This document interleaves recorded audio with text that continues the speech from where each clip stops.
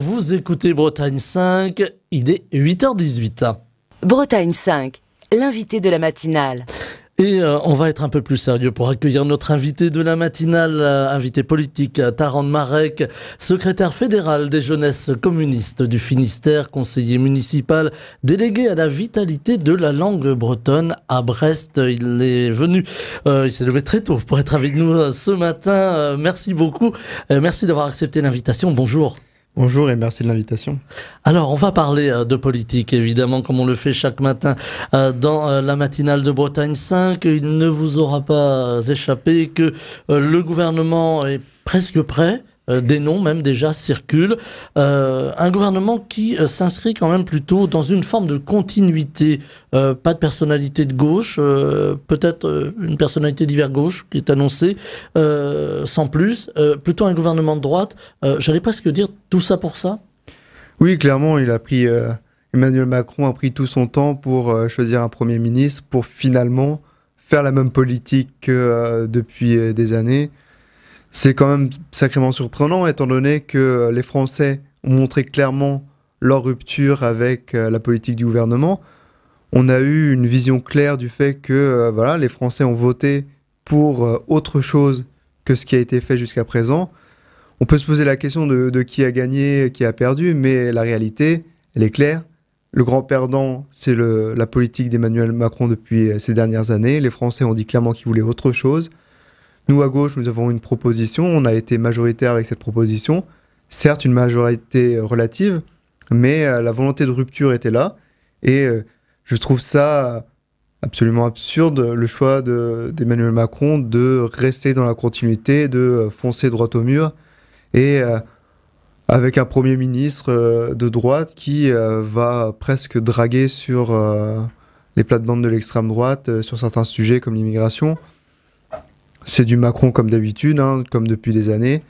Je trouve ça désolant qu'il ne cherche pas à avoir un peu d'ambition sociale, ce qui est demandé par les Français qui ont mal vécu ces dernières crises, que ce soit la crise Covid, l'inflation. Un peu d'espoir était la bienvenue, mais Emmanuel Macron a fait le choix de la rigueur, l'austérité et d'une politique de casse sociale et de casse des services publics comme il l'a fait depuis des années. Vous avez une crainte justement que ce nouveau gouvernement qui est presque annoncé, au-delà de la continuité, soit aussi un gouvernement qui serre un peu plus la vis du côté social, qui soit un peu plus à droite, un gouvernement libéral en un mot? Ça c'est ce qu'il fait depuis des années, ça c'est un gouvernement libéral depuis des années. Après, on voit avec les problématiques budgétaires qu'on s'oriente vers une austérité. Et moi, en tant que responsable de Jeunes communistes, je dis la jeunesse a été la jeunesse sacrifiée du Covid, la jeunesse a été la jeunesse sacrifiée de l'inflation. Et cette fois, on va dire non, on ne veut pas être la jeunesse sacrifiée de l'austérité qui va subir encore plus d'économies, qui va être encore plus dans la misère. Une jeunesse qui a déjà du mal à se nourrir, qui a du mal à se loger, qui a du mal à avoir accès à des études, à un travail digne. Et on voudrait encore faire des économies sur cette jeunesse, faire en sorte de serrer la vis, alors qu'à côté de ça, il y a des grandes fortunes qui s'enrichissent. Et on l'a vu avec Barnier, il a dit clairement qu'il ne voulait pas toucher à l'ISF, mais c'est absurde.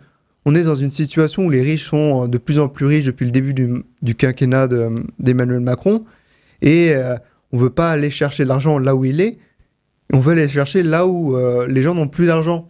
Les gens sont dans la précarité, et il faudrait aller leur prendre encore plus d'argent, alors qu'ils ont du mal à finir leur fin de mois, alors qu'ils n'ont pas pu aller en vacances cet été, alors qu'ils vont avoir du mal cet hiver à se chauffer.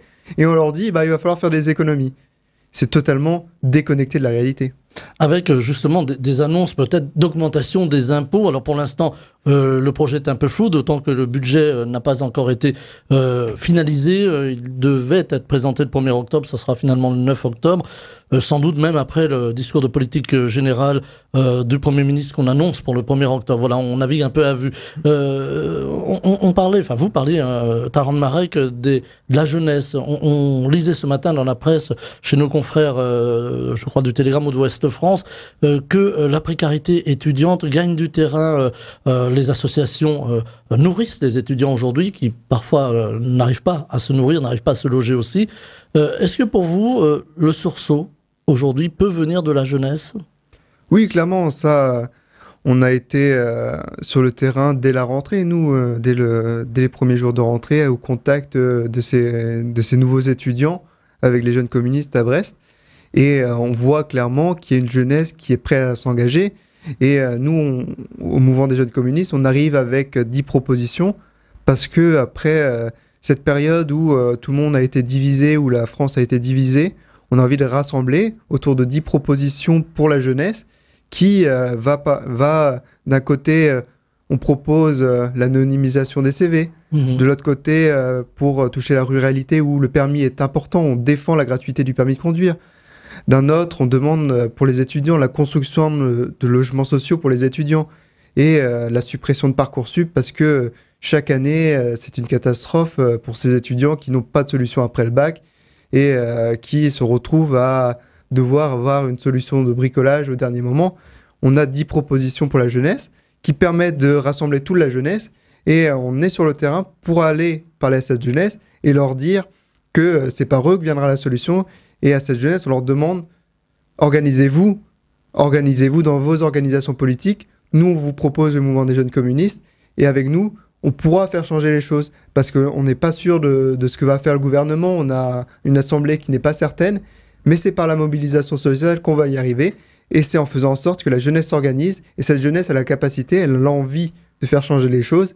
Et moi, je crois très fort en cette jeunesse et c'est pour ça que je les appelle à adhérer et à rejoindre le mouvement des jeunes communistes pour pouvoir faire changer les choses. Est-ce que vous comprenez, que ce soit à titre personnel ou plus à titre politique, que Emmanuel Macron n'ait pas souhaité introduire la gauche finalement qui a remporté les élections? Alors, j'allais presque dire à égalité avec l'extrême droite, mais la gauche dans le gouvernement, vous comprenez cette réticence à faire entrer finalement les forces de gauche dans un gouvernement qui devrait être de coalition? Ça me surprend pas. Ça, le gouvernement jusqu'à présent d'Emmanuel Macron a été marqué sur une constante, c'est la politique ultralibérale et une politique d'économie toujours sur le service public, d'économie sur les travailleurs les plus précaires. Et c'est l'extrême opposé de ce que veut la gauche. Et c'est l'extrême opposé de ce que la gauche a réussi à faire avec le programme du NFP. Et c'était évident qu'un président qui a comme seul sujet la politique libérale ultra-capitaliste ne voudrait pas d'un gouvernement qui comprenne des propositions sociales. Et c'est malheureux, mais c'est l'ADN même d'En Marche depuis le début. Et nous, à gauche, on a une toute autre proposition qui est en rupture avec la politique ultralibérale d'Emmanuel Macron, qui défend du service public de proximité, qui défend l'augmentation des salaires, qui défend des meilleures conditions de vie pour tous, qui défend aussi une réelle lutte contre le réchauffement climatique. Et c'est l'extrême opposé de ce que fait Emmanuel Macron depuis des années. Et évidemment qu'il allait refuser la démocratie face à lui qui s'est exprimé dans ces élections. Et pourtant, il y a eu un message clair adressé par les Françaises, par les Français au personnel politique, aux dirigeants, au gouvernement, en disant voilà, il faut une rupture, il faut changer. Et on a vu les forces de gauche et également le Rassemblement national gagner du terrain. Est-ce que ça vous inquiète, ce terrain conquis par le Rassemblement national ? Oui, bah, évidemment, ça m'inquiète. Je pense que c'est une situation particulièrement difficile de voir tous ces gens qui sont poussés dans un niveau de misère tel que la solution de l'extrême droite leur semble une solution, mais c'est clairement pas l'extrême droite qui changera leur vie, quoi, étant donné que l'extrême droite se complaît aussi dans la politique libérale d'Emmanuel Macron. Ce qu'ils demanderont juste, c'est des politiques un peu plus inhumaines envers les populations issues d'immigration, les populations racisées. L'extrême droite va juste diviser les Français tout en continuant une politique ultralibérale de destruction du service public. Et ça, c'est clair. Il n'y a pas de différence réelle au niveau économique entre l'extrême droite et Emmanuel Macron. Alors avec donc une situation politique, alors division entre les Français, une forme de fracture en tout cas idéologique entre les Français, puis aussi beaucoup d'incertitudes au niveau de ce nouveau gouvernement qui va être annoncé peut-être dans les heures qui viennent, avec le risque de la motion de censure, c'est-à-dire on repart de la feuille blanche, on recommence. on risque de rentrer dans une grande période d'instabilité, alors que le pays aurait besoin de cohésion. Là aussi, c'est quelque chose qui est de nature à vous inquiéter? Je pense que il y a eu une majorité qui s'est exprimée. Moi, j'appelle Emmanuel Macron à peut-être se poser la question aussi d'avancer un peu sur les problématiques sociales, de faire un pas pour essayer de défendre un peu nos services publics, de défendre une politique un peu sociale. Au début de son premier quinquennat, il expliquait qu'il était ni de gauche ni de droite. Bah, si son petit côté de gauche pouvait ressortir un peu, peut-être qu'il y aurait des solutions qui s'ouvriraient à nous pour réunir un peu le pays, mais je pense qu'il s'entête, comme à son habitude, dans une politique ultralibérale et aller draguer les électeurs d'extrême droite au lieu d'essayer de ramener aussi un peu de social dans le débat public. Alors, il y a la gauche qui est là avec une union de la gauche, le nouveau Front populaire. Alors, ça tangue un peu, hein, parce qu'il y a beaucoup d'idées, il y a beaucoup aussi de volonté, puis parfois un peu d'inimitié, il faut bien le dire, comme dans tout mouvement politique. Est-ce qu'aujourd'hui, le but, c'est de tenir pour la suite, finalement, que l'union de la gauche ne se fracture pas? Oui, bah, je n'ai pas trop d'inquiétude dans l'avenir de l'union de la gauche. Hein, on a de tout temps eu des disputes entre forces politiques de gauche, mais on l'a vu avec le NFP que en très peu de temps, on a réussi à avoir un programme. On sera présents ensemble sur les différents rassemblements. On était présents le 7 septembre dernier ensemble. On sera présents le 1er octobre ensemble. Moi, je n'ai aucune inquiétude. Moi, je ressors tout juste d'une grande fête populaire, la fête de l'humanité, où toutes les forces de gauche étaient présentes, où on a tous débattu ensemble, et qui a été un grand moment de cohésion à gauche. Je n'ai aucune inquiétude pour cette gauche de réussir à travailler ensemble face à un gouvernement ultralibéral ou d'extrême droite. Alors, on a déjà des choses qui se dessinent pour 2027. On a vu la candidature, j'allais dire presque assez rapide, d'Édouard Philippe. Est-ce que aujourd'hui, ça va aller très vite finalement, 3 ans, ça passe très vite, dans une ambiance politique qui va être compliquée. Est-ce que déjà la gauche pense à la suite? Alors quand je dis la gauche, je parle de l'union de la gauche. Est-ce que l'union de la gauche prépare la suite, prépare déjà en un mot 2027? Entre-temps, on aura vu aussi des élections municipales, et elles sont importantes. Mais est-ce qu'il y a déjà, j'allais dire, une ébauche pour la suite? Oui, bah je pense que déjà le nouveau Front populaire, en créant un programme commun qui unisse tout le monde, a déjà beaucoup travaillé à la suite. Après, la suite pour la gauche, ça se voit aussi à très long terme. Je pense que dès le 1er octobre prochain, ce sera une date importante parce que c'est une manifestation à l'appel des syndicats. Et c'est là aussi l'avenir de la gauche. C'est par les organisations politiques qu'elles se renforcent parce qu'à gauche, nos organisations politiques ont un rôle extrêmement important, que ce soit pour former, que ce soit pour mobiliser. Et les syndicats, pour représenter les travailleurs, ont un rôle extrêmement important. Et c'est là que se joue l'avenir. Parce que, quelles que soient les politiques qui seront menées les années à venir, on aura besoin d'un mouvement social qui soit structuré, qui soit fort. Et on appelle tous les travailleurs à rejoindre des syndicats, à s'engager, à rejoindre des partis politiques. Parce que c'est comme ça qu'on fera changer les choses. C'est avec une gauche qui est structurée et qui est forte. Et je pense que l'avenir à très long terme se voit aussi par là.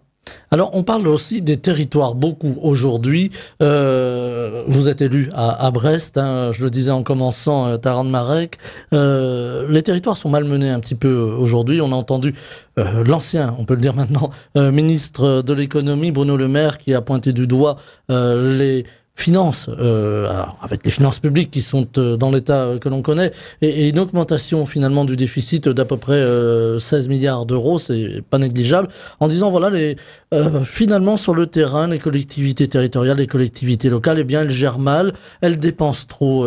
Qu'est-ce que vous, si vous l'aviez là, Bruno Le Maire, qu'est-ce que vous auriez eu envie de lui répondre? Je commencerai déjà par reprendre ce qui a été dit hier par Tristan Fauveau, que vous avez eu comme invité, qui est dans la même majorité que moi, et avec Brest comme bel exemple, où la gauche depuis des années tient la ville, et le budget est très bien tenu.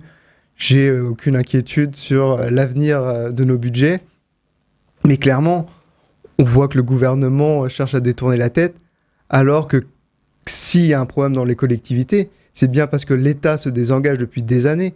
On voit avec la sécurité, c'est pas le rôle des collectivités locales de faire la sécurité à la place de l'État, et pourtant l'État se désengage.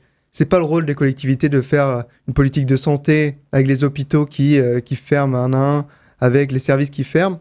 Et pourtant, l'État se désengage. Du coup, les collectivités doivent chercher des médecins, essayer de trouver des solutions pour compenser ces manques. Et c'est ça, sur toutes les politiques de l'État, il y a un désengagement depuis des années. On demande aux collectivités locales de faire plus avec toujours moins de budget parce qu'on leur enlève aussi les sources de financement. Évidemment qu'il y a un problème au d'un moment, et je ne pense pas que le problème soit dans les collectivités locales, c'est bien plus le désengagement de l'État qui met à mal les collectivités locales, et les collectivités locales qui font un travail extraordinaire pour tenir des comptes alors que l'État s'est désengagé.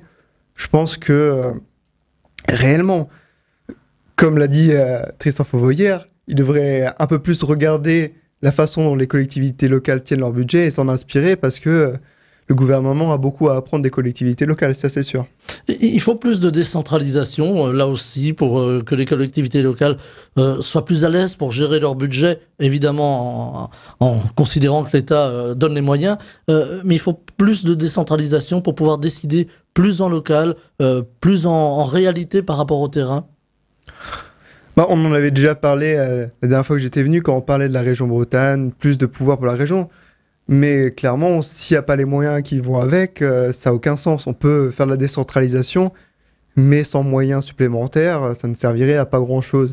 Et c'est le cas jusqu'à présent. Quand on fait de la décentralisation dans un État libéral, c'est pour faire des économies et faire en sorte que les collectivités locales trouvent une ligne budgétaire pour financer une politique qui était jusqu'à présent tenue par l'État. Et finalement, ça peut faire qu'une politique de mauvaise qualité, étant donné qu'il n'y a pas les finances qui vont avec. Et c'est ça le plus important.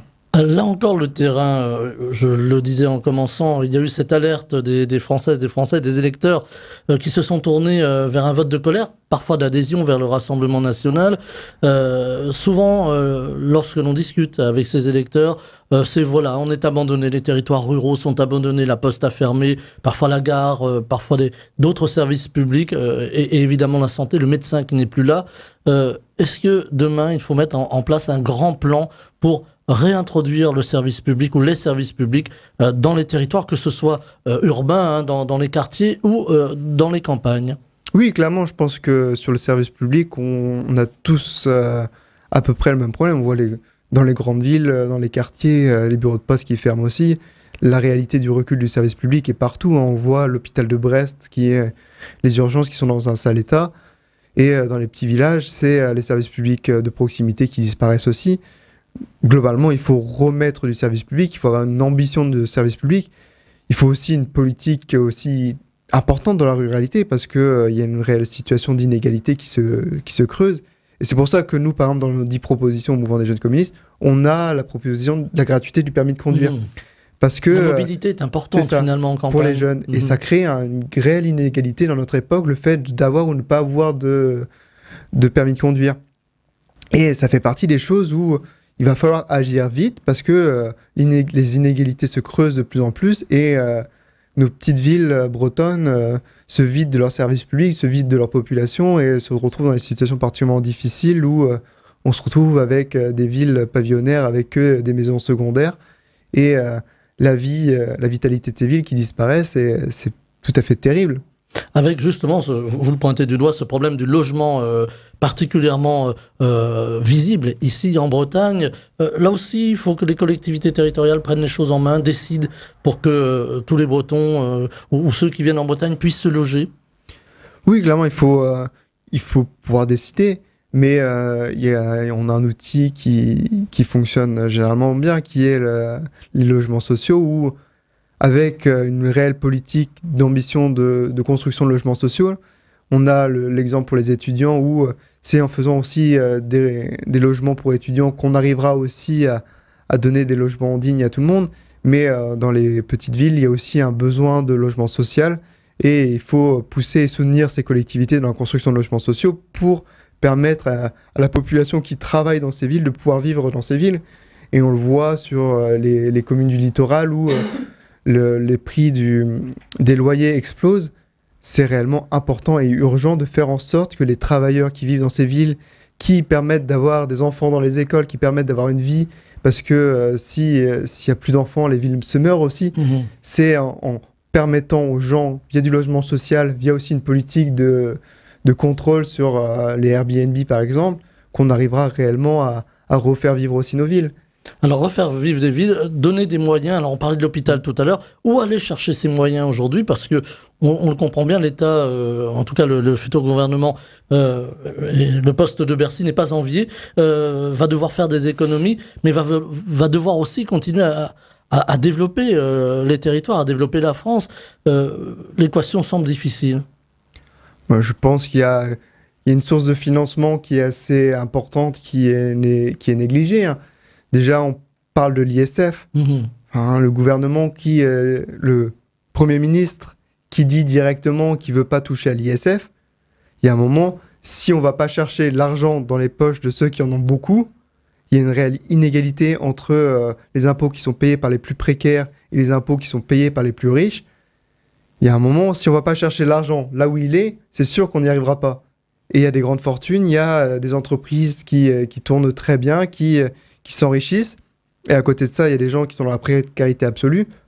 Si on continue à vouloir faire des économies chez les gens les plus précaires, on va arriver dans un cercle vicieux où les économies qu'on fait vont amener à plus de dépenses parce que si on fait en sorte qu'on n'a pas les services publics qui permettent de gérer les crises, et ça on a vu les crises, on a vu la tempête Ciaran, on a vu tout le Covid aussi, on a vu aussi plein de crises où ces situations-là où on a besoin de services publics, et quand on n'a pas ces services publics, on dépense encore plus d'argent parce qu'il faut faire du bricolage au dernier moment.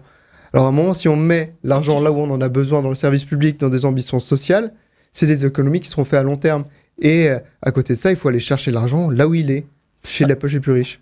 À gauche, on plaide la rupture finalement en termes d'économie. C'est ça qui fait peur, cette notion de rupture? Je pense qu'il n'y a pas... Je pense pas qu'il y ait une réelle rupture. La seule rupture qu'il y a, c'est entre le capital et la population. Je pense que les Français ne se verront pas en rupture avec l'augmentation des salaires, ne se verront pas en rupture avec plus de services publics.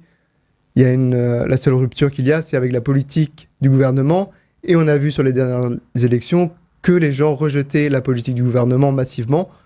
Je pense que la rupture, elle a été actée par les urnes et il serait temps de la mettre en place. Alors Taran Marek, il nous reste deux, trois petites minutes. Je voulais vous entendre sur un sujet peut-être un peu plus local. La langue bretonne, il en est beaucoup de questions aujourd'hui. On a lu dans la presse ces derniers temps les inquiétudes autour de Diwan. Alors pour nos auditeurs d'un lointain, Diwan, ce sont les écoles bilingues, breton, français, français-breton, qui sont là depuis des années, avec des inquiétudes. Elles manquent d'argent, ces écoles. Je le disais en commençant, hein, vous êtes conseiller municipal délégué à la vitalité et à la vitalité de la langue bretonne. Je vais y arriver à Brest. J'imagine que c'est un sujet qui vous préoccupe. Oui, tout à fait. La langue bretonne est pour nous quelque chose d'extrêmement important. Et on a communiqué là-dessus avec le groupe des élus communistes.